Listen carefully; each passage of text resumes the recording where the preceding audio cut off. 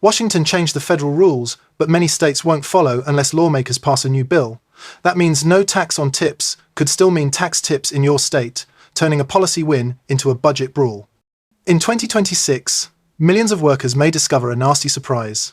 The federal government won't tax their tips or overtime the way it used to, but their state still might. Here's what's happening. President Trump's One Big Beautiful Bill Act, signed into law on the 4th of July 2025, created new federal deductions for qualified tips and overtime premium pay, plus other personal breaks like an extra $6,000 senior deduction. The catch is that state taxes are separate, and most states are not automatically matching the new federal breaks. Right now, only a small group of states are positioned to let residents cash in fully at both the federal and state level because of how their tax codes conform to the federal system. Tax analysts say some states start their calculations with federal taxable income, so deductions can flow through unless lawmakers explicitly block them. Colorado, for example, has rolling conformity that automatically pulls in many federal changes, so experts argue it's misleading to claim Colorado is broadly refusing the tax cuts. But many other states start with adjusted gross income, AGI, or run their own definitions, meaning these new deductions don't show up unless the state legislature passes a new law, and that is where the fight starts. So far, Michigan is the only Democratic-led state that has explicitly adopted state-level breaks for tips and overtime.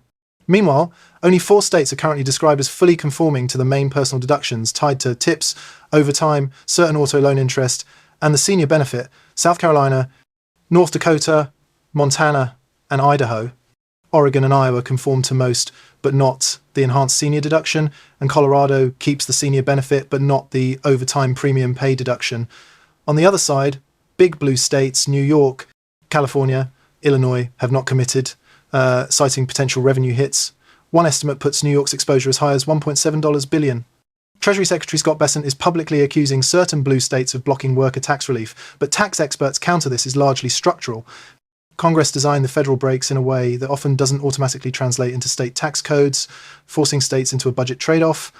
The bottom line, your 2026 paycheck could look different depending on your zip code, and state lawmakers will be deciding that early next year. We will continue to update as new information becomes available.